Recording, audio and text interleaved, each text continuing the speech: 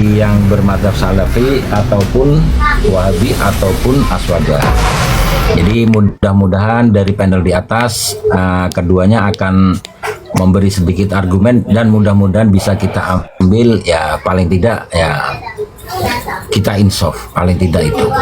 Maka bagi pecinta ilmu yang pecinta ilmu, silahkan sediakan pen dan kertas, mungkin ada beberapa perkara yang harus dicatat. Namun saya memberi sedikit promosi, kalau untuk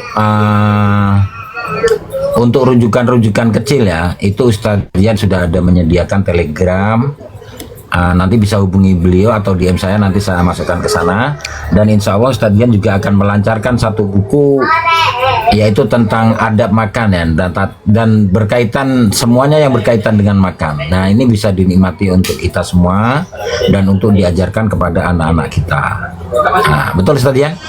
Betul. Alhamdulillah udah selesai 380 halaman tentang makan. Nah, itu nanti untuk pembeliannya tidak begitu mahal, cukup 10.000 dapat satu PDF. Kalau mau di print sendiri silahkan di print. Itu ya Ustadz Dian ya? Betul. Oke. Saya minta kepada Ustadz Ibnu Islam untuk memperkenalkan diri, tafadhol. Baik, nama saya Ibnu Islam. Saya dari Jawa Timur, Madura Ustaz. Oke, itu saja. Oke, jadi begini, malam ini tema dari diskusi malam ini adalah maulid. Apakah maulid itu dibolehkan dalam agama kita atau tidak? Begitu ya? Oke, silahkan saya serahkan dulu waktu kepada Ustadz Dian untuk memberi prolog. 2 menit cukup lah. Prolog Instruksi Ustaz. Tentang maulid, 5 menit gimana? Kalau untuk mau 5 menit nggak apa-apa. Jangan Ustadz, takutnya kalau 7 menit nanti penonton ngantuk. Penonton tuh kalau di TikTok itu ya 2 menit 3 menit cukup. Silahkan Ustadz Dian, 2 menit atau 3 menit terserah. Assalamualaikum. Ini waktunya dihitung saja ya untuk moderatornya. 3 menit. Assalamualaikum warahmatullahi wabarakatuh. Alhamdulillah, salatu wassalamu ala Rasulillah wa ala alihi wa sahbihi wa mawalahu man tabi'ah ila yaumil qiyamah. Yang saya muliakan pemilik host, ya, moderator dan teman-teman serta para asatid yang lain, khususnya kepada Ustadz Ibnu Islam. Jadi sebagaimana kita akan bahas malam ini tentang maulid. Jadi pada dasarnya dalam pandangan orang-orang yang mengerjakan maulid itu merupakan sebuah bentuk kecintaan kepada Rasulullah sallallahu alaihi wasallam. Jadi pada dasarnya maulid itu ialah bersyukur dan bergembira. Jadi kalau ditanya apa itu maulid? Maulid itu ialah bersyukur dan bergembira. Dalilnya berdasarkan firman Allah Subhanahu wa taala surah Al-Anbiya ayat 107. Allah Subhanahu wa taala berfirman, "Wa ma arsalnaka illa rahmatan lil alamin." Dan tidak kami utus engkau Nabi Muhammad kecuali bagi rahmat untuk sekalian alam. Jadi Nabi Muhammad, sebagaimana yang semua orang akui dan tidak ada yang membantah, Nabi Muhammad merupakan rahmat yang paling besar, rahmat yang teragung yang Allah Subhanahu wa taala berikan kepada alam semesta ini. Ketika kita sudah mengakui bahwa Nabi Muhammad merupakan seorang rahmat, apa yang harus kita lakukan? Perintah Allah selanjutnya dalam Al-Quran, surah Yunus ayat 57. Qul bifadlillahi wa birahmatihi fabidzalika falyafrahu huwa khairum mimma yajma'un. Katakanlah Muhammad, bifadlillah, dengan anugerah Allah, wa birahmatihi, dan dengan rahmat Allah. Apa yang harus kita lakukan? Fabidzalika falyafrahu, hendaklah mereka bergembira dengan rahmat Allah dan dengan anugerah Allah. Kita diperintahkan oleh Allah untuk bergembira dan bersyukur atas rahmat-rahmatnya. Jika rahmat-rahmat yang biasa kita dapati sehari-hari berupa makan, minum itu wajib kita syukuri, apalagi Rasulullah yang rahmat bagi sekalian alam, yang tampaknya kita mungkin masih berada di alam kejahiliahan di era-eranya CS Abu Lahab dan CS dan lainnya. Maka yang menjadi pondasi dasar dalam maulid ialah bentuk bergembira dan bersyukur kepada Rasulullah, ya. Cuman cara bergembira ini nanti akan berbeda. Ada cara bergembira dengan mengamalkan sunnah, sunnah sedekah, sunnah berselawat. Ada yang bergembiranya itu dengan cara yang salah. Nah, dengan cara yang salah ini yang menjadi ya tentunya tidak benar ya. Karena cara berbahagia yang benar ialah dengan beramal soleh. Gitu. Terima Habis kasih. waktunya, oke. Saya kasih waktu 3 menit buat Ibnu Islam. 3 menit Ustaz. Oke, siap. Baik, bismillahirrahmanirrahim. Dan ini cuma opening statementnya. Bismillahirrahmanirrahim. Assalamualaikum warahmatullahi wabarakatuh. Alhamdulillah wassalatu wassalamu ala Rasulillah Muhammad bin Abdullah wa ala alihi wa sahbihi wa man tabi'ahu bidakwatihi wa man wala ma ba'du. Baik, sebelumnya saya ingin membacakan satu ayat. Ini ada di dalam Quran surah Al-A'raf ayat yang ketiga. A'udzubillahi minasyaitonir rajim. Bismillahirrahmanirrahim. Ittabi'u ma unzila ilaikum min rabbikum wa la tattabi'u min dunihi awliya qalilan ma tadhakkarun. Bahwa kita manusia diberikan aturan oleh Allah untuk bagaimana kemudian kita mengikuti ma unzila ilaikum, hal yang diturunkan oleh Allah kepada kalian, yaitu dalam hal ini adalah Al-Quran yang kemudian diwahyukan kepada Nabi Muhammad sallallahu alaihi wasallam.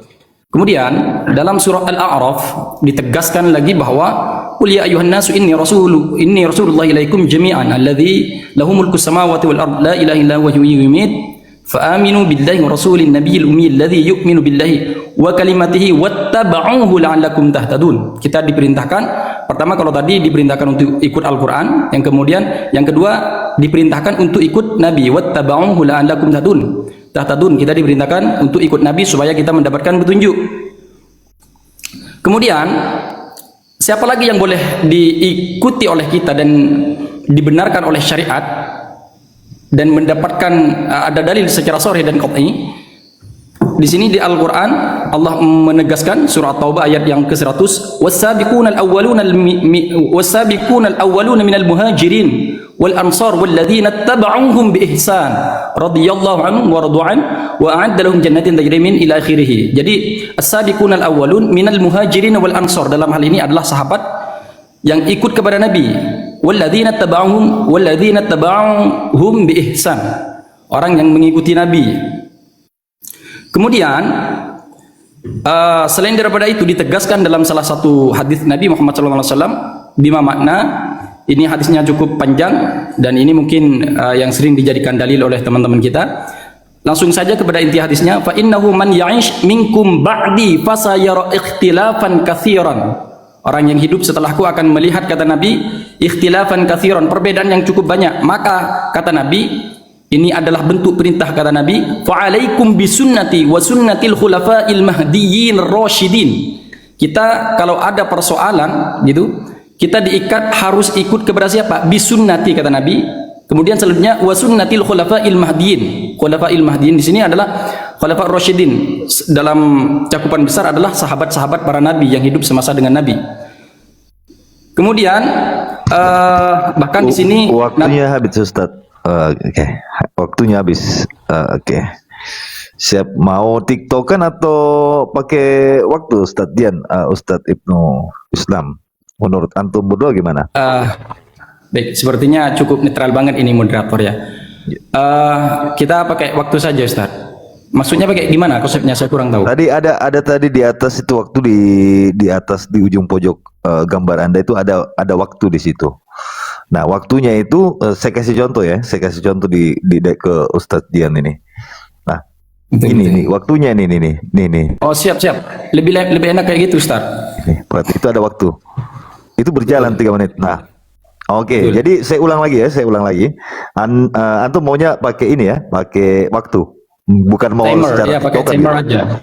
Oke, siap. Ya. Karena sudah waktu habis nih waktunya. Saya kasih lagi ke Ustadz Dian saatnya gitu kan. Nanti setelah 3 menit nanti antum bisa merespon. Mau merespon, mau menjawab atau mau membuat pernyataan boleh. Siap Ustaz, siap. Oke. Interupsi. Siap. Izin interupsi. Tadi sesi pemaparan, sekarang sesi apa? Menanggapi atau menanyakan? Atau masih sesi pemaparan? Boleh. Pemaparan aja sebelumnya. Soalnya punya mungkin pemaparan Ustaz. Di sini saya masih banyak poin yang mau saya sampaikan gitu. Kalau diizini. Siap. Oke, jadi saya kasih lagi waktu begitu untuk pemaparan Ya, buat antum. betul. Oke, saya kasih lagi 3 menit ya tambahan ya. Oke, Itu Ustadz Zian atau ke saya ini gimana? Nggak apa-apa, Saya, antum aja, nggak apa-apa. Oke, dimulai lagi. Jadi- dipercepat aja. Oke, kesimpulannya Jadi aja Nabi dikumpul. sudah- Siap. Siap. Jadi Nabi sudah memprediksi bahwa akan terdapat ikhtilafan katsiran, maka kata Nabi untuk berpegang fa'alaikum bisunnati wa sunnatil khulafa'il mahdiyyin ar-rasyidin. Bahkan Nabi menegaskan tamassaku biha wa 'addu 'alaiha bin nawajid. Kita disuruh menggigit dengan geraham kita. Apa yang disuruh digigit? Sunnah-sunnah Nabi ketika terdapat persoalan di dalam kehidupan kita dan juga hal-hal yang dibenarkan oleh para sahabat. Selanjutnya di dalam ayat, di dalam salah satu hadis Nabi Muhammad SAW bersabda, "Taraktu fikum amrayni lan tadillu ma tamassaktum bihima kitaballahi wa sunnati rasulih." Jadi Nabi Muhammad SAW menegaskan bahwa Nabi meninggalkan 2 perkara yang mana jika 2 perkara tersebut dipegang gitu, mereka tidak akan pernah tersesat selamanya. Apa? Kitab Allah, yang pertama kitab Allah. Kemudian wa sunnata Rasulillah sallallahu alaihi wasallam, wa sunnata rasulihi, dan sunnah-sunnah Nabi Muhammad sallallahu alaihi wasallam dalam ini adalah hadis. Kemudian perintah untuk kita mengikuti Nabi Muhammad sallallahu alaihi wasallam, dan ketika terdapat persoalan hendaknya kita mengembalikan hal tersebut kepada Allah dan Rasulnya. Jadi hal-hal yang tidak terdapat, tidak ada praktek, tidak dibenarkan. Yang pertama tidak dibenarkan oleh nas berupa Al-Quran. Yang kedua nggak ada hadis yang memerintahkan hal tersebut. Kemudian yang ketiga tidak ada para sahabat yang membenarkan hal tersebut. Maka kita tidak boleh melakukan hal-hal yang tidak ada dasarnya itu. Sebagaimana firman Allah, ya ayyuhalladzina amanu atti'ullaha wa atti'ur rasul wa ulil amri minkum. Fa in tanaza'tum fi syai'in farudduhu ila Allahi wa rasulih. Ketika terdapat suatu persoalan dalam kehidupan kita, maka hendaknya kita mengembalikan persoalan tersebut, mengembalikan dalilnya tersebut kepada apa? Farudduhu ilallahi wa rasulih, kepada Allah dan Rasulnya. In kuntum tu'minun, bahkan iman kita dijadikan pertaruhan di sini. In kuntum, jika kalian in kuntum tu'minun, jika kalian beriman gitu. Kemudian di dalam hadis lain Nabi Muhammad SAW menegaskan kepada orang-orang yang kemudian mengamalkan segala sesuatu apapun itu bentuknya yang kemudian tidak berdasar pertama dari Quran, hadis, dan hal-hal yang dibenarkan oleh para sahabat atau hal-hal yang pernah dikerjakan oleh para sahabat. Apa kata Nabi? Man ahdatsa fi amrina hadza ma laysa minhu fahuwa raddun. Barang siapa yang membuat suatu perkara baru, ahdath, baru dalam agama kami, tidak ada ma laysa minhu, tidak ada di dalamnya fahuwa raddun, maka amalan itu tertolak.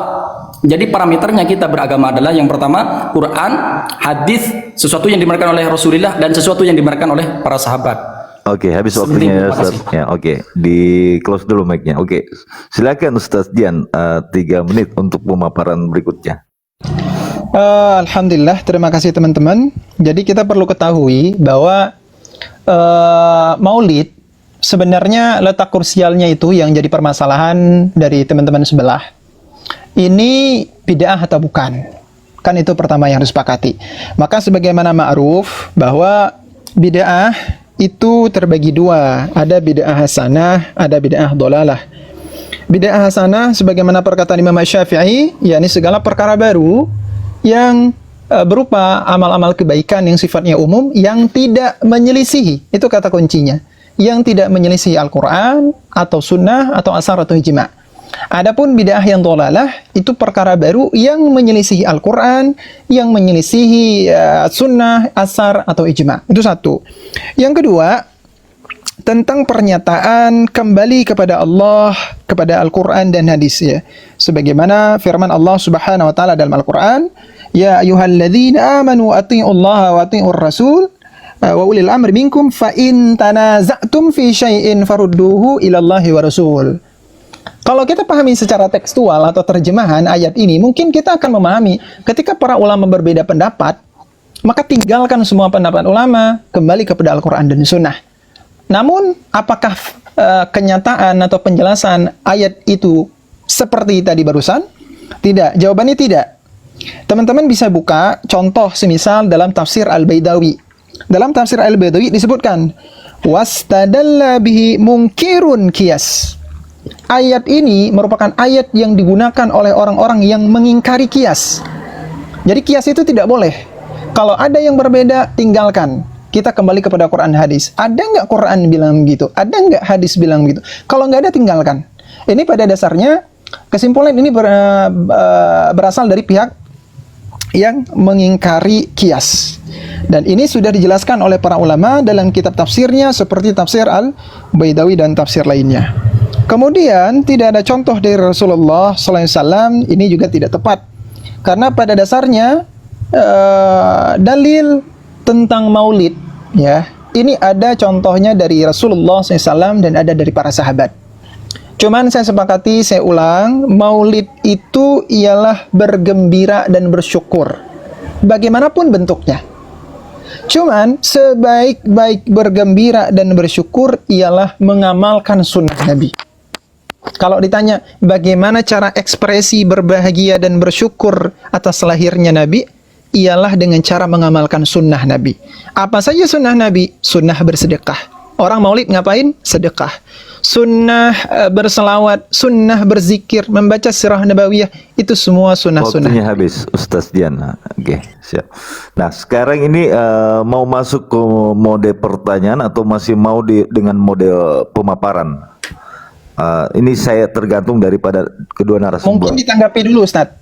Kan kita masing-masing tadi sudah memberikan pemaparan masing-masing. Oh, oke. Mungkin Bapak Ustadz Ibnu Islam mau menanggapi argumen saya, silahkan. Oh, di sini keliru, harusnya begini, kan gitu.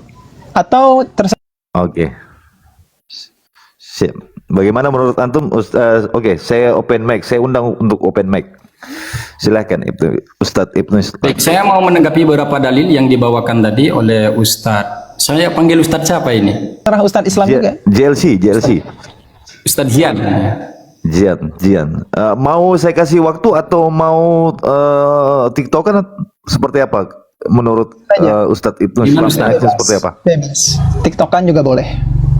Oke, tidak apa-apa TikTokan. Yang penting tertib, gitu kan? Tidak saling timpa. Tidak saling timpa. Oke, silakan. Ibnu Islam. Baik. Baik, yang pertama saya mau menanggapi tentang ayat yang dibacakan tadi, Quran surah Asy-Syu'ara itu ya, yang ayat 58 itu Ustaz ya. Saya tidak membawakan yang 58 itu Yunus. Ya Yunus. Ya Yunus. Baik. Quran surah Yunus ayat yang ke-58. Seharusnya kita membaca utuh Ustaz dari ayat 57-nya biar nyambung gitu. Makanya di ayat 57-nya di sini, ya ayuhan nasu qad ja'atkum mau'idatum mir rabbikum wa syifaa'un lima fis sudur wa hudaw wa rahmatul lil mu'minin. Qul. Nah, baru di ayat 58-nya, qul bi fadlillahi wa bi rahmatihi fabidzalika falyafrahu. Jadi ayat di atas itu menerangkan mau'idhah. Maka para ulama sepakat bahwa yang dimaksud dengan ya ayuhan nasu qad ja'atkum mau'idatum mir rabbikum wa syifaa'un lima fis sudur wa hudaw wa rahmah. Hudaw wa rahmah di sini berbentuk petunjuk. Makanya qul bi fadlillahi wa bi rahmatihi fabidzalika falyafrahu. Wa bi rahmatihi di sini mayoritas ulama menafsirkan bahwa yang dimaksud rahmat di sini adalah dinul Islam, adalah agama Islam. Jadi tidak ada secara spesifik mengatakan itu adalah nabi secara spesifik. Kalau kita bulatkan lagi rahmat, kalau kita berbicara tentang rahmat, semuanya adalah rahmat. Hujan turun Allah katakan rahmat, semuanya rahmat. Jadi tidak ada yang spesifikasikan kepada Nabi. Jadi ulama mengatakan bahwa yang dimaksud rahmat di sini adalah dinul Islam. Itu datangnya agama Islam. Kemudian kalau kita berbicara terkait dengan bentuk kecintaan, sebentar Ustaz, biar satu-satu ya. Tadi Anda mengklaim itu kesepakatan ulama. Boleh saya minta referensinya yang mengatakan ittifaqul ulama? Begini, Anda kan yang mengatakan bahwa itu adalah dispesifikan Nabi adalah rahmat gitu. Betul. Sebagaimana Allah sendiri mengatakan rahmatan lil alamin. Kalau berbicara rahmat ini kan bentuknya begini umum, Ustaz, Ustaz. antum setuju tidak Nabi itu rahmat? Saya setuju. Setuju. Tapi kalau mengkhususkan bahwa ayat di dalam ini adalah Nabi, mengkhususkan. Ditujukan, ya makanya berarti kan umum, bukan kepada Nabi kan? Bukan hanya kepada Nabi kan? Saya bilang perintah Allah ialah bergembira dan bersyukur atas anugerah dan rahmatnya. Kan betul, begitu. Saya di awal. Salah satu rahmat Allah banyak makan minum. Ya, kalau makan minum sepakat. yang rahmat sehari-hari kita dapati, wajib kita syukuri dan kita bahagia. Apalagi kalau yang notabene itu rahmatnya itu besar sekali. Kalau ditanya Betul. sama Ustadz, rahmat makan minum dengan rahmat Nabi Muhammad diutus ke alam semesta, siapa yang lebih besar? Lebih besar Nabi Muhammad. Nah, kalau yang kecil saja kita wajib untuk bersyukur, apalagi yang lebih besar. Jadi bukan maksud Betul. saya untuk mengatakan terkhusus, itu satu. Yang kedua, Ya. kalaupun diminta, ada nggak ulama yang menjelaskan rahmat di situ Nabi Muhammad? Ada. Ustadz bisa buka di sini ya. Di sini antum bisa buka dalam kitab Masyru'atul Ihtifali Bimiladi Khairil Bariyah wa Raddu 'alal Wahabiyah, karya Al-Ustadz Dr. Ali Aid Mikdad Al-Hatimi Al-Asy'ari. Antum pergi ke halaman 80. Ya. Antum bawa ke halaman 80 dari Ibn Abbas. Jadi ini tafsir Ibn Abbas. Dari Ibn Abbas pada perkataan Allah, "Qul bi fadlillahi wa bi rahmatihi fa bidzalika falyafrahu huwa khairum mimma yajma'un." Yunus 58. Qala, berkata Ibnu Abbas, yang dimaksud dengan fadlillah itu Al-Qur'an. Dan yang dimaksud betul, dengan sepakat. rahmatihi falyafrahu yakni Muhammad sallallahu alaihi wasallam. Betul. Ada tafsir dari Ibn Abbas, sahabat Rasulullah, yang menafsirkannya kan ada dua. Fadlillah satu, rahmatihi satu. Kan anugerah Allah satu, rahmat Allah satu. Yang dimaksud dengan anugerah, kata Ibn Abbas, ialah Al-Quran. Yang dimaksud dengan rahmat Allah, yang dijelaskan oleh sahabat Ibn Abbas, Nabi Muhammad SAW. Jadi kalau ditanyakan, siapa yang menafsirkan bahwa rahmat dalam ayat itu Nabi Muhammad? Saya katakan sahabat Ibnu Abbas radhiyallahu anhu. Pertama, saya tidak menspesifikkan khusus itu toh enggak. Tapi itu Ya, saya mencakup. sepakat itu, Ustaz. Saya sepakat. Anda termasuk rahmat Allah di situ juga. Segala alam Tapi kalau- yang datang, segala alam di langit dan muka bumi ini bentuk adanya rahmat Allah, gitu. Baik. Saya sepakat itu. Yang kedua, Ustadz, klaim Anda yang mengatakan itu kesepakatan ulama, boleh saya tahu di kitab mana? Biar menambah ilmu saya. Ibnu Katsir, tafsir Ibnu Katsir silahkan Anda baca Oke. tentang yang dimaksud dengan rahmat Allah itu. Yunus 58, tafsir Ibnu Katsir. Yunus. Siap, lanjutkan narasinya Ustaz. Itu saja yang saya tanggapi. Baik. Kemudian saya sepakat Ustadz bahwa kita bahagia dengan hadirnya Nabi Muhammad SAW. Kita bahagia dan sampai dengan hari ini kita bersyukur, tapi tidak secara spesifikasi. Kan kita merayakan di hari kelahiran Nabi gitu loh. Kalau kita memang toh mau mencintai Nabi, kalau mau mencintai Nabi, kita diikat dengan suatu aturan. Jadi kita mesti membedakan antara cinta kepada makhluk lain, maaf, misalnya cinta kepada kucing, cinta kepada monyet. Kita mesti membedakan cinta kita kepada Nabi. Cinta kita kepada Nabi itu harus ada dalilnya. Sebagaimana Nabi, para sahabat mempraktekkan. Para sahabat itu adalah orang yang paling cinta kepada Nabi, orang yang paling sayang kepada Nabi, menemani perjuangan Nabi. Tidak hanya hartanya yang dikorbankan, jiwanya dikorbankan. Itu salah satu bentuk kebahagiaan mereka kepada Nabi. Tapi secara spesifik nggak ada tuh. Saking dari cintanya mereka lalu mengadakan acara maulid seperti apa yang kita lihat maulid hari ini gitu. Tidak ada, belum saya temukan secara spesifik. Jadi mereka mempraktikkan cinta kepada Nabi itu dengan cara mengamalkan sunnah-sunnah yang bersumber dari hadis yang sahih, dengan hal-hal yang memang sudah divalidasi. Saya cut dulu, saya sebagai moderator coba cut. Tadi yang Anda belum masuk nih ke Maulid dulu, belum masuk nih. Kita masuk dulu kan daripada penafsiran siapa, pernyataan Anda tadi itu berdasarkan penafsiran dari siapa? Ibnu Katsir. Saya membaca tafsir Ibnu Katsir dan tidak disebutkan kesepakatan dari sini. Boleh Ustadz tanggung jawab di mana yang mengatakan ittifaqul ulama di Ibnu sini? Katsir. Ibnu Katsir. Saya buka tafsir Di Ibnu situ Katsir. tafsir. Bentar. Tafsir Ibnu Katsir di situ yang dimaksud kul bi fadlillahi bi rahmatihi fa bidzalika falyafrahu itu ditafsiri apa? Ibnu Katsir di situ. Minal huda wa dinil haq. Minal huda wa dinil haq. Ada enggak menyebutkan Kesepakatan itu di mana? Kesepakatan itu di mana? Ya kalau kita baca secara keseluruhan nggak mungkin juga gitu. Tapi mayoritas memang Bentar, menyebutkan seperti Anda baca secara keseluruhan nggak mungkin. Terus kesimpulan semua itu di mana? Maksud begini Ustaz, jika Anda menerasikan di awal, salah seorang ulama menafsirkan bahwa yang dimaksud dengan fadlillah dan rahmatihi itu adalah dinul haq, saya taslim. Salah satu ulama berkata demikian. Tapi mengatakan Ibnu Katsir. ittifaqul ulama, sepakat semua ulama. Ini saya butuh data gitu loh. ya Allah, mayoritas saya katakan mayoritas tadi. Mungkin ada yang mayoritas Kesepakatan. ulama. Ada nggak yang mungkin ada yang Oh, saya kalau mungkin katakan saya salah mayoritas. dengar ya sudah. Mayoritas ulama. Kesepakatan. Tadi anak saya dengar kesepakatan. Loh, kok ada yang Anak nyambung saksi. ini? Anak saksi. Diam dulu, yang lain diam dulu. Kita bertiga aja dengan Saya moderator. izin turunkan ya, saya izin turunkan. Betul loh. Bagus ini moderator, saya suka. Oke, jadi begini pernyataan Anda tadi secara eksplisit itu mengatakan kesepakatan itu, maka dari pihak lawan itu meminta daripada pernyataan Anda itu terdapat di mana seperti itu. Kalau memang tidak secara spesifik itu, maka saya berusaha untuk netral. Nanti begitu juga kalau ada pertanyaan Anda ke lawan Anda, saya akan berusaha maksimal untuk mengejar juga seperti itu. Silakan. Baik. Jadi mohon maaf kalau saya tadi mengatakan kesepakatan, tapi maksud saya mayoritas gitu. Mayoritas memang ulama tafsir dari beberapa tafsir yang saya baca itu mengatakan bahwa yang disebut dengan kul bi fadlillahi bi rahmatihi adalah dinul haq, yakni dinul Islam gitu. Mayoritas Ustaz ya. Tafsir apa saja yang antum baca kalau boleh saya tahu? Tafsir Ibn Katsir Ustaz? Beberapa tafsir Ustaz, saya nggak hafal, saya nggak menghafalnya. gitu. Namanya hafal insya Allah. Nggak mungkin kita nggak baca kitab nggak tahu nama. Maksudnya tafsir Al-Qurtubi, tafsir Ibn Katsir gitu kan? Saya izin menengahi lagi. Jadi misalkan Anda Ustadz Ibnu Islam sudah tidak lagi menemukan argumentasi yang tepat untuk permasalahan ini, nggak apa-apa.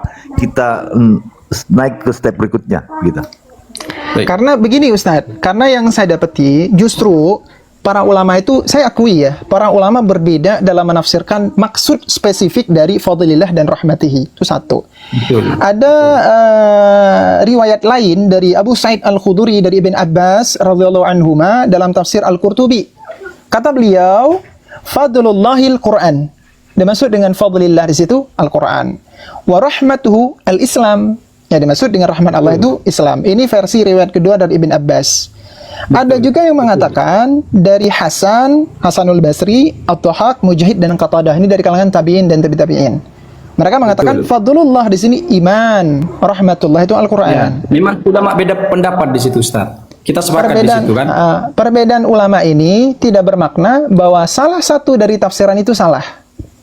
Orang yang menafsirkan bahwa yang dimaksud dengan rahmat itu Nabi Muhammad, yakni sahabat Ibn Abbas sendiri, itu tidak salah, tetap relevan. Iya benar, mereka berdasarkan dalil juga gitu, berdasarkan ijtihad gitu. Sehingga pendalilan saya menggunakan ayat tersebut itu sah. Kenapa? Ada ulamanya dan tidak salah. Iya. Sepakat? Ya sah. Dalil yang saya gunakan itu sah sebagai dalil landasan maulid. Kecuali ada ulama yang menyalahkan. Gini. La yasihu istidlal bihadzal hadis. Bihadzal ayah. Larinya kok bisa dikontekskan ke maulid itu kok gimana Ustaz? Coba rasionalkan kepada saya. Kita bahagia nih dengan kedatangan Nabi Muhammad, gitu kan? Maulid yang dimaksudkan adalah maulid ini kan isim zaman yang menunjukkan waktu kelahiran, gitu kan? Secara bahasa ya, secara bahasa beda. Iya, waktu kelahiran, maulid namanya. Ya, secara bahasa begitu, tapi secara istilah bukan begitu. Mungkin bisa didefinisikan nanti Ustadz. Nah, jadi kita sepakat bahwa kita bahagia dengan hadirnya Nabi. Tapi ketika dibentuk ritual perayaan gitu loh, dibentuk ke ritual perayaan, apakah iya kita kurang praktek daripada sahabat? Bagaimana cara praktek mencintai Nabi? Bagaimana cara mencintai Nabi? Kita itu banyak Ustaz, dalil sahih itu banyak Bukhari Muslim tentang bagaimana cara kita mencintai Nabi yang benar, gitu loh. Satupun dari mereka nggak ada tuh saking dari cintanya sampai mengadakan maulid. Mereka bahagia atas kelahiran Nabi, tapi nggak ada yang sampai ngerayain maulid seperti apa yang kita ketahui maulid hari ini gitu. Jadi kumpul-kumpul kan, kumpul-kumpul baca salawat ya. itu kan. Oke, saya tanggapi. Kumpul-kumpul baca salawat. Ingat, Kalau hanya kumpul-kumpul banyak kumpul-kumpul lah. Kumpul-kumpul baca solawat kemudian membaca Baca syiar zikir, nabawiyah. berdoa, gitu-gitu kan? Baca zikir, berdoa, dikasih makanan, buah-buahan, itu kan? Ada nggak? Gitu loh. Siap, saya kasih contoh. Jadi antum bisa buka, sebentar ya. Spesifik di hari kelahiran Nabi. Spesifik karena tujuannya. Di hari kelahiran Nabi. Mau bukan hari kelahiran Nabi. Izin kepada kedua narasumber. Jadi ketika salah satu pihak sudah merespon pertanyaan, harap tidak diulangi lagi pertanyaan itu. Saya pikir pihak lawan sudah merespon, kan begitu. Jangan dipotong dulu sampai pihak lawan mengatakan selesai atau silakan ditanggapi, kan begitu. Nanti juga sebaliknya seperti itu. Siap. Biar konsentrasinya tidak buyar gitu. Oke. Betul. Sebentar ya, istakhlafa. Saya minta secara spesifik, Ustaz. Silakan. Boleh. Ini ya, antum bisa buka dalam kitab hadis Sunan Nasai, cetakan Ar-Risalah karya Imam Nasai ulama salaf. Kalau Ar-Risalah biasanya ditahqiq oleh Syekh Syu'aib Al-Arnaut ya. Jadi ada sebuah hadis, ini halaman 499. Ada hadis dari Abi Sa'id Al-Khudri. Qala Muawiyah radhiyallahu anhu, inna Rasulullah sallallahu alaihi wasallam kharaja. Rasulullah SAW keluar ala halaqah. Beliau keluar menemui sebuah halaqah. Maksud halaqah di sini perkumpulan para sahabat. Faqala, Rasulullah bertanya, ma ajlasakum? Apa yang membuat kalian ini berkumpul-kumpul gini? Qalu, mereka para sahabat menjawab, jalasna nada'ullah. Perhatikan, kami duduk, kami berdoa kepada Allah. Duduk berkumpul berdoa kepada Allah. Betul. Wa nahmaduhu, dan kami memuji Allah atas apa? Ini alasannya. Pertama, ala ma hadana lidinihi. Karena petunjuk Allah Subhanahu wa taala untuk agamanya. Satu. Dua, Baik. wa manna alaina bika. Allah mengutus engkau kepada kami. Siap. Perhatikan. Para sahabat bersyukur, bergembira, berkumpul, berdoa dan memuji Allah Subhanahu wa taala, berzikir lain sebagainya. Salah satu alasannya karena bersyukur Allah telah mengutus Nabi Muhammad kepada mereka atau ke alam dunia ini. Atau bahasa lainnya, lahirnya Nabi Muhammad bisa, atau diutusnya Nabi Muhammad ke alam semesta bisa, gitu. Ya. Demi Allah, apakah ada alasan lain selain demikian? Qalu, demi Allah tidak ada alasan lain kami duduk-duduk kecuali demikian. Qala, berkata Rasulullah SAW, adapun aku, bukan maksud aku menempatkan kecurigaan terhadap kalian. Ya, Jibril mendatangiku. Ya, Jibril mendatangiku. Fa'akhbaroni, dan Jibril memberitahu kepadaku bahwa sesungguhnya Allah Azza yubahi bikum al-malaikah. Yubahi apa tadi, jadi lupa saya tiba-tiba.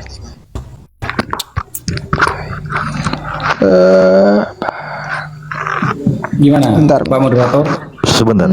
Sampai Membanggakan diri. Sudah. Jadi Membanggakan. tadi bahwa saat para sahabat duduk-duduk memuji, berdoa karena bersyukur Allah telah memberi petunjuk mereka, Allah telah mengutus Nabi Muhammad. Bentuk-bentuk berkumpul seperti itu membuat Allah Subhanahu wa taala berbangga di depan para malaikat. Begitu. Itu salah satu dalil yang saya gunakan untuk meruntuhkan klaim antum yang mengatakan tidak ada satu orang pun sahabat yang duduk berkumpul berzikir untuk bersyukur atas diutusnya Nabi atau lahirnya Nabi Muhammad SAW ke alam semesta ini. Baik, saya tanggapi Ustaz ya. sedikit. Sebentar, satu lagi. Di sini sahih, disahihkan oleh Syekh Syu'aib Al-Arnaut dalam Siap. Sedikit, Bu, saya harap kedua narasumber ditahan dulu. Jadi menurut antum Ibnu Awam, apakah sudah terjawab atau belum? Kalau mau dibantah, Nanya ke saya, Ustaz. Saya harap dibantahnya menggunakan hujah juga, menggunakan data gitu. Baik. Ya, Baik. kalau menurut saya ini kan Pertama, jadi saya sebagai penengah itu apakah pernyataan daripada Ustadz Dian itu sudah menjawab pertanyaan Anda atau belum gitu kan? Belum. Nah, kalau memang belum, Anda mau membantah seperti apa yang Anda butuhkan kan begitu? Silakan. baik.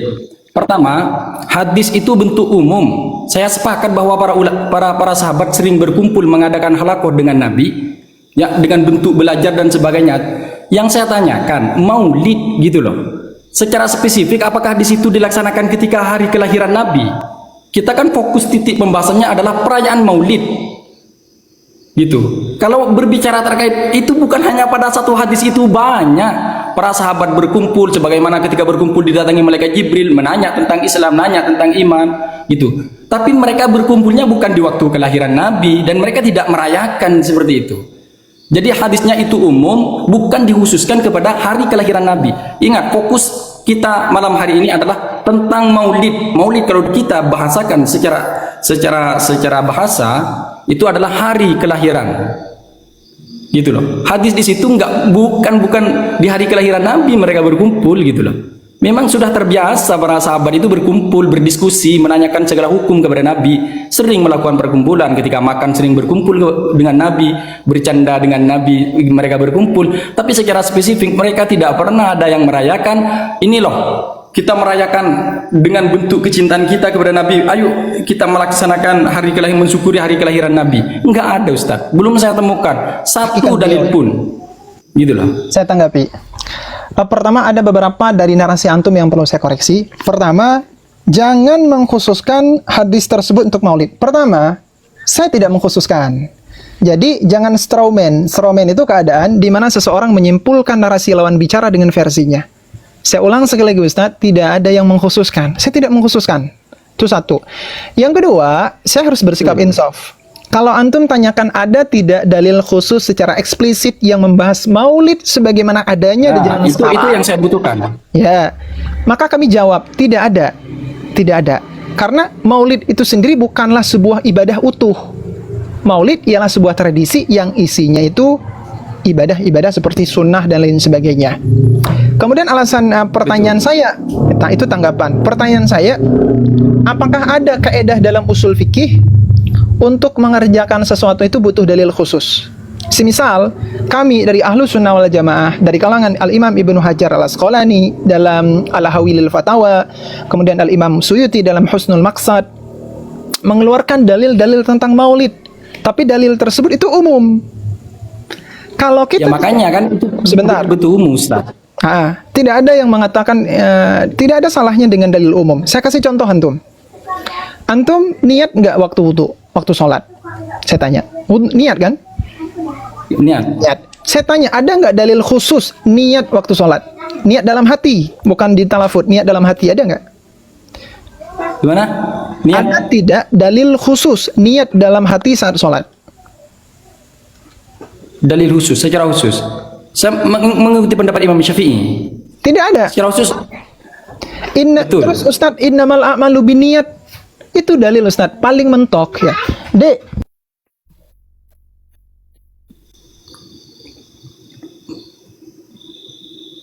Bentar ya. Pikir tadi adik saya mau hidupin TV jadi agak berisik. Dalil yang digunakan dalam konteks niat ya, naik sholat, niat wudhu, itu dua dalil dan dua-duanya umum. Salah satunya itu innamal a'malu binniyat. Innamal a'malu binniyat, Ustadz, kalau antum cari asbabul wurud, hadis itu bercerita tentang seorang pemuda yang hijrah bersama Rasulullah SAW. Cuman hijrahnya itu karena ingin perempuan. Makanya dalam kelanjutan hadis itu ada bunyi, wa man kanat hijratuhu lidunya yusibiha aw imra'atin yankihuha, barang siapa yang hijrahnya itu karena dunia ataupun karena perempuan yang dinikahinya, maka itu yang dia dapati. Pertanyaannya, salah tidak sikap ulama menggunakan dalil yang khususnya itu untuk hijrah perjalanan malah ditarik ke ibadah sholat, ibadah wudu? Boleh tidak?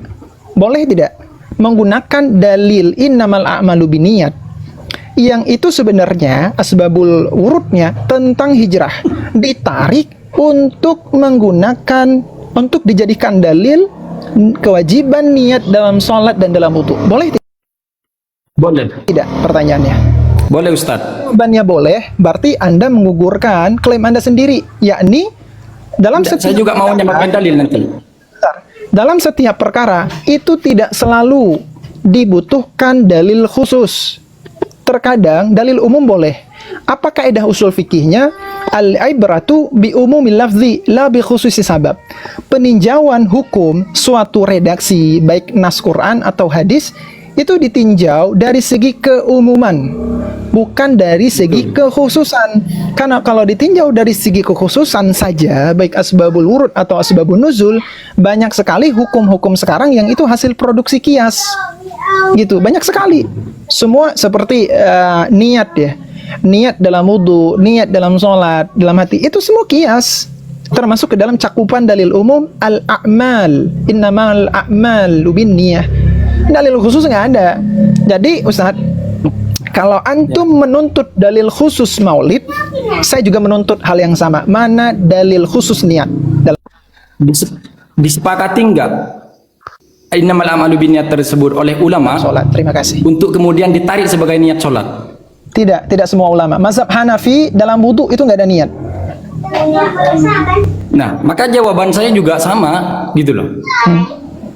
Jawaban Jadi antum saya sama lebih memilih. Jadi saya lebih memilih bahwa nggak bisa hal tersebut dihususkan juga gitu. Berarti Jadi antum juga ditarik. innamal a'malu binniyat itu tidak boleh menjadi dalil dalam konteks wudu. Betul? Saya sepakat Ustadz, bisa ditarik ke konteks wudu.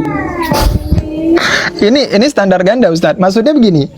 Dalil umum innamal a'malu binniyat antum bolehkan ditarik keumumannya. Tapi Untuk dalil yang dijadikan saya khusus, sebutkan kan? Ditarik sebagai menjadi niat wudu atau niat sholat gitu kan? Nah, itu padahal dalil umum kan?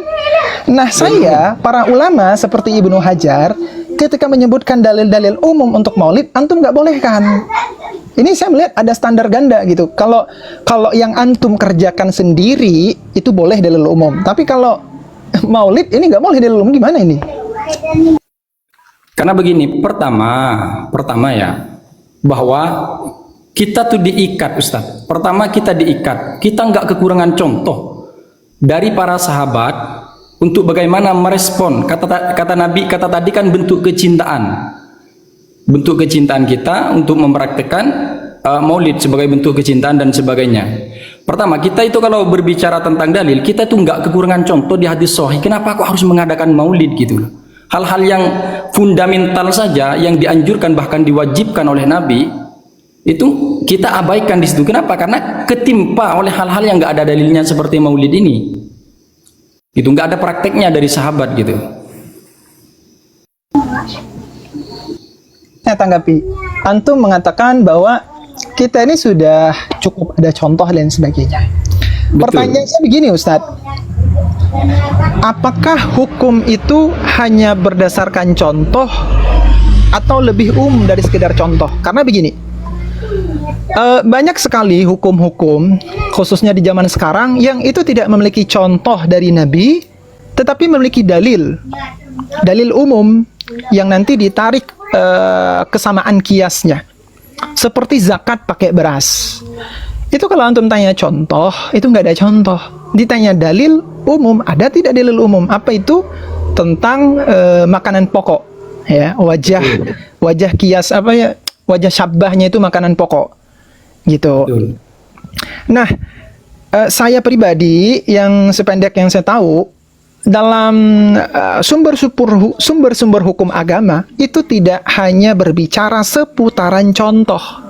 Kalau berbicara seputaran contoh, jangankan aswaja, Wahabi sendiri, saya nggak bilang antum Wahabi, ya, saya garis bawah, saya nggak bilang antum Wahabi. Wahabi sendiri itu kalau ditanya tauhid 3 itu nggak ada contoh. Tauhid 3 nggak ada contoh. Itu satu. Kedua, antum bisa buka di YouTube lah.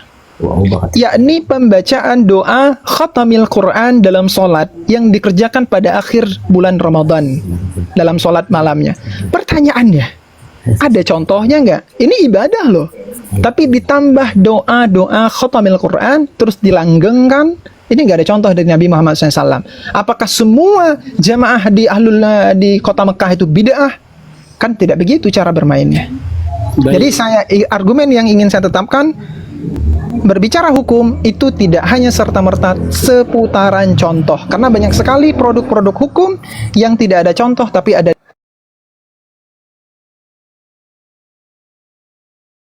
Baik. Saya tanggapi ya. Pertama saya garis bawahi bahwa ya sempat memang digaris bawahi juga tadi sama Ustadz Zian ini bahwa saya bukan Wahabi, saya juga berakidah Asy'ari Maturidi Ustadz ya. Itu sudah saya sampaikan di live sebelumnya. Cuma pada persoalan Maulid ini karena saya melihat prakteknya di bawah itu, saya membaca nih pendapat-pendapat ulama yang memperbolehkan. Ternyata setelah saya baca itu tidak sesuai dengan apa yang telah diisyaratkan oleh ulama. Itu syaratnya cukup ketat sekali Ustaz. Sehingga Maulid hari ini itu tidak sesuai dengan apa yang telah dibenarkan oleh ulama terdahulu. Kalau ini saya punya kitab Ustaz, mungkin ini hanya kitab dasar At-Tanbihatul Wajibat liman yas'al Maulid bil Munkarat. Anda mungkin tahu, nggak asing ini bagi kalangan santri. Iya, kayak Syekh Asy'ari kah? Iya, Syekh Asy'ari. Jadi beliau telah menginstruksikan bahwa Maulid itu terdapat beberapa hal. Maka saya berani mengatakan bahwa Maulid hari ini ya, Maulid hari ini itu sudah tidak sesuai dengan apa yang dibenarkan oleh ulama. Gitu. Toh kalau memang kita memaksakan bahwa Maulid ini ada, tapi saya masih belum sepakat karena memang tidak ada dalil secara qat'i ataupun dalil secara jelas baik itu dari praktek sahabat ataupun yang lainnya terkait dengan acara Maulid ini menghususkan gitu untuk mengadakan perkumpulan, baca sirah, baca salawat untuk baginda Nabi Muhammad sallallahu alaihi wasallam. Terus bagaimana Ustaz? Saya nanya di sini. Saya nanya satu ini.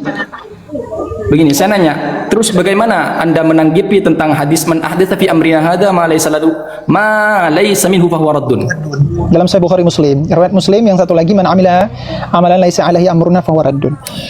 Sebelumnya saya tanggapi tentang pernyataan bahwa Maulid yang ada di masa sekarang itu tidak sesuai dengan konteks ulama. Saya pribadi lebih suka kalau dikatakan sebagian, ya sebagian, baik itu sebagian kecil atau sebagian besar itu tergantung survei nanti. Yang intinya sebagian Maulid itu tidak sesuai dengan arahan para ulama. Di sini saya setuju. Betul. Tapi sikap kita yang paling bijak itu ialah tidak mengeneralisir. Karena mengeneralis ada sebuah kecacatan berpikir.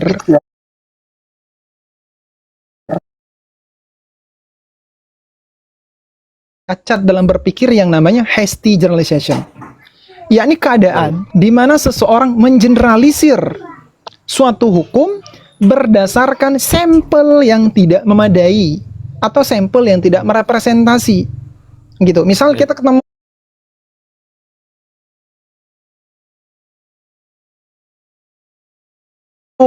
ya misal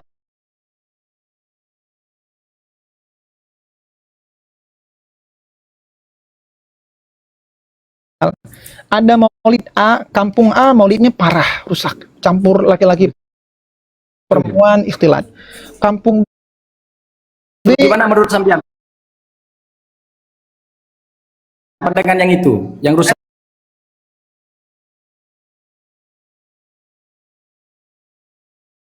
setuju, tidak sepakat, tidak sepakat. Tidak sepakat kan? Ya, saya tekankan di sini. Terus. Ketika kita menemukan sampel-sampel yang tidak merepresentasikan seperti itu, bukan bermakna diri Maulid itu salah. Karena kita harus bisa membedakan, kalau bahasanya itu mana oknum, mana tidak. Ya kan? Itu oknum, ya ini tidak. Karena Ustadz, banyak sekali praktek-praktek Maulid yang itu sesuai dengan anjuran para ulama. Kalau yang jadi permasalahan antum, campurnya apa bahasanya bahwa praktik Maulid itu bercampur dengan perkara kemungkaran, jangankan antum. Kami Ahlussunnah, bukan kami ya, kita juga Ahlussunnah. Saya pribadi tidak sepakat kalau acara Maulid itu ada praktek ikhtilat laki-laki perempuan, pemborosan makanan, ya. Ada juga sebagian yang di framing sama Wahabi joget-joget, padahal itu bukan joget-joget ya. Itu cuma setelah acara Maulid selesai, spanduknya nggak diturunin, ada ini asal Maulid bahwa itu bercampur dengan kemungkaran atau tidak, tetap sepakat. Apalagi Tidak sepakat.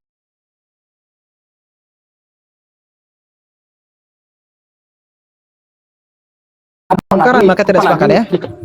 Lebih tidak sepakat, apalagi prakteknya hari ini Ustaz. Kita kalau berbicara prakteknya hari ini, kita lihatlah. Ini beberapa catatan dari Syekh Hasyim Asy'ari. Beliau juga mengutip beberapa pendapat ulama di sini yang memperbolehkan. Tapi uniknya beliau itu cukup ketat di dalam memberikan syarat gitu. Makanya di sini saya bacakan ya sedikit ya. Sebentar. Antum sepakat dengan Kiai Hasyim Asy'ari? Gimana? Antum Dalam hal sepakat dengan pemahaman Kiai Hasyim Asy'ari?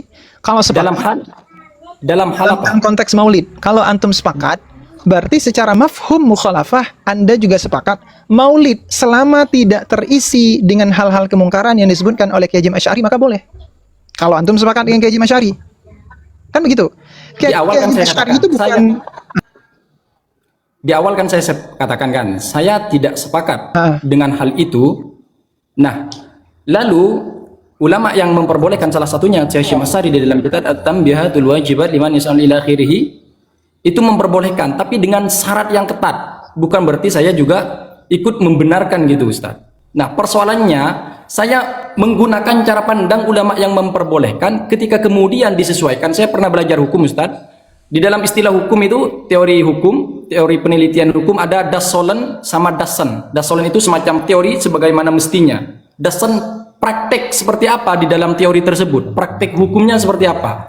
Ternyata ketika kita lihat mayoritas hari ini hal-hal yang dilakukan yang kemudian dianggap sebagai maulid itu sudah banyak yang menyimpang di dalamnya.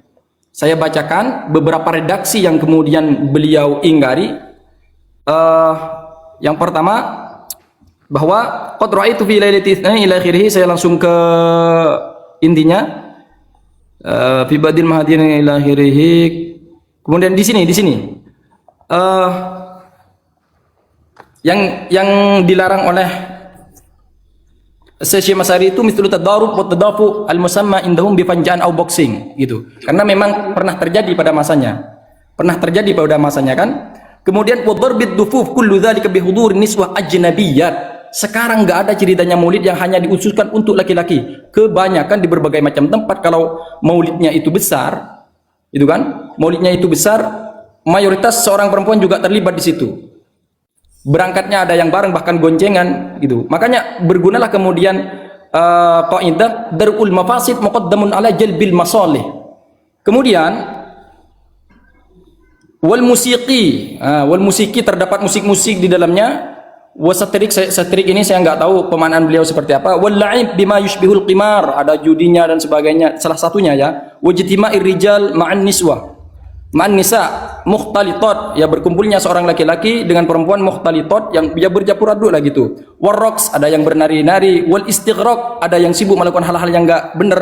Fil lahwi wad dhahik, hal-hal yang fil lahwi wad dhahik, hal-hal yang sia-sia dan wad dhahik, kayak ketawa-ketawa gitu, celengeran-celengeran gitu. Wartifa'il aswad, dan mengangkat suara. Dan orang yang membacakan maulid kebanyakan itu dibuat mainan Ustaz. Ketika nyampe ke salawatan Asyraful Anam itu dibacakan mainan. Asyraqal bad, itu banyak yang kayak gitu terjadi betul hari ini gitu. Kemudian di sini. Kemudian acaranya tersebut kata Nabi kata Syekh Hasyim Asy'ari fil masjid wa hawalaihi, dan sekitaran masjid. Jadi kalau terdapat hal-hal yang dilarang oleh Syekh Hasyim Asy'ari, yang terdapat apa yang saya sampaikan tadi, fanahaituhum wa angkartuhum, saya mencegah yang seperti itu dan saya mengingkarinya. Antil kal mungkarat, dari kemungkaran-kemungkaran yang ada di dalam maulid. Fatafarraqu wansarafu, maka hendaknya kita meninggalkan gitu hal-hal yang seperti itu. Jadi beliau sudah pada taraf meninggalkan gitu Ustaz. Izin Ustaz, saya tanya sama antum jujur. Yang beliau bilang ingkari dan tinggalkan itu diri maulid atau kemungkaran yang ada dalam maulid? Saya tanya. Yang maulid beliau yang bilang ada kemungkarannya. Maulid yang ada kemungkarannya. Saya mau ikut cara pandang sampean gitu. Maulid dan kemungkaran itu ini sih dan halo? Ya enggak. Sudah saya mute Ustaz. Maulid dan kemungkaran itu konteks kalau dalam mantik disebut dengan umum khusus min wajahain. Sesuatu yang berbeda. Ya. Ada kemungkaran yang tidak ada di dalam maulid. Ada maulid yang tidak berada di kemungkaran. Jadi bukan setiap disebut kata maulid itu pasti ada kata mungkaran. Itu kita harus pisahkan dulu. Pertanyaan Ya, saya, yang dilarang sama Kiai Hasyim Asy'ari itu kemungkarannya kah atau diri maulid secara mutlak? Kemungkarannya, tapi kemungkaran ini Kemungkaran. terdapat pada diri maulid. Berarti Gitu kalau loh. kemungkaran itu nggak terdapat di Beliau diri maulid, mengikatkan antara kemungkaran dengan maulid gitu. maksudnya begini, kalau beliau hanya mengikatkan, kalau antum mengatakan mengikatkan, berarti beliau hanya menolak keingkaran yang ada di maulid. Kemungkaran yang tidak ada di maulid, berarti beliau nggak bantah. Berarti kalau begitu kesimpulannya. Kalau Kan iya, begitu? kan memang kayak gitu. Tidak mencegah kalau di dalamnya terdapat hal-hal yang memang Enggak, yang fokus memang Ustaz. tidak Narasi ada saya kemungkaran perhatikan. gitu. Perhatikan narasi saya. Kalau antum bilang yang beliau ingkari itu ialah kemungkaran-kemungkaran yang berikat dengan maulid, berarti kesimpulannya kemungkaran yang bukan di maulid tapi di perkara lain, itu beliau nggak ingkari. Itu Mengingkari kesimpulannya. juga Ustaz. Berarti yang beliau ingkari itu bukan diri maulid. Silakan. cara- silakan. Jadi yang beliau ingkari adalah kemungkaran yang ada di dalam maulid. Dalam artian yang tidak ada di luar maulid, beliau nggak mengingkari, bukan kayak gitu cara berpikirnya gitu loh. Dan hari Antum ini tadi saya bilang nanya jujur. mengikat. Enggak, antum bilang tadi mengikat, makanya kesimpulan begitu. Tapi kalau antum bilang enggak mengikat, beliau mengingkari kemungkaran. Baik itu di dalam maulid atau tidak di maulid. Nah, jadi yang beliau larang itu bukan diri maulid, tapi kemungkaran yang ada di maulid. Maka saya tegaskan, jangankan Kiai Hasyim Asy'ari, saya juga begitu. Kenapa saya bilang begitu? Karena saya bukan NU. Gitu. Jadi jangankan Kiai Hasyim Asy'ari atau ulama-ulama yang lain, dalam Islam sendiri itu dilarang, begitu, Ustaz. Betul, Tapi kita sepakat di wala situ. kulli hal antum tetap tidak setuju dengan pemahamannya Kiai Hasyim Asy'ari, betul? Iya, dalam hal ini saya tidak sepakat. Saya Siap. juga bukan NU, Ustaz. Jangan kira saya NU, saya juga bukan NU. Saya enggak. Mungkin secara ini saya besar di kultural NU gitu. Siap, Ustaz. Saya pengen nanya, saya pengen nanya konteks tuh, Ustaz. Hadis tadi antum minta penjelasan kan? Enggak. Man ahdasa itu kan? Jadi Iya, ya itu. kalau itu memang- antum bisa lihat di sini. Gimana cara mutar ke belakang ya? Oh ini. Ini ada beberapa sebenarnya, cuman yang paling eksplisit tuh di sini enak. Dalam kitab Jami'ul Ulum wal Hikam fi syarhi khamsina hadisan min jawami'il kalim. Min jawami'il kalim, mudhaf. Soalnya jadi mudhaf, ghairu munsharif. Karya Al-Imam Ibnu Rajab, ya. Asy-Syahir yang masyhur dengan panggilan Imam Ibnu Rajab, yang ditahqiq oleh Syekh Syuaib Al-Arnaut. Juz pertama cetakan Muassasah Risalah. Tahun terbitan ke-6, cetakan ke-6 tahun terbitan 1997 atau 1417. Beliau mengatakan di sini, hadis kelima, hadis tentang man ahdasa fi amrina hadza ma laisa minhu fahuwa raddun. Di sini beliau menjelaskan, ya, fahadzal hadis yadullu bimantuqihi ala anna kulla amalin laisa alaihi amru syari' fahuwa mardud. Wa yadullu, ini kata kuncinya.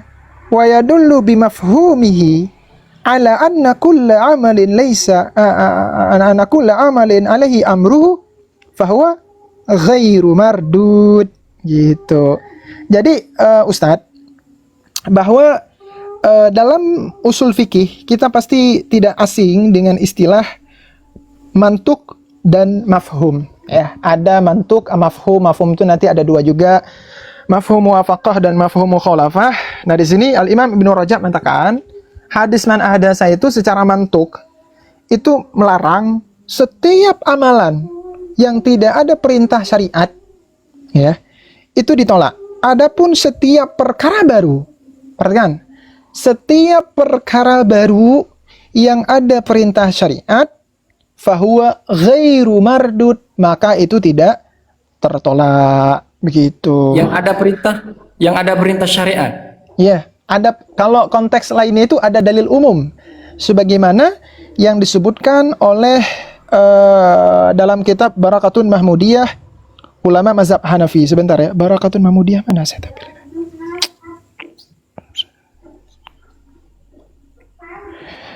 Sebentar, ini saya tunjukkan di sini aja lah. Susah saya lacaknya, soalnya kalau kebanyakan nggak tahu lagi di mana ini. Harusnya saya kumpulin dulu ya untuk malam ini tadi ya. Nah ini. Jadi Ustadz antum bisa buka ya dalam kitab Barakatun Mahmudiyah. Saya tunjukkan lagi.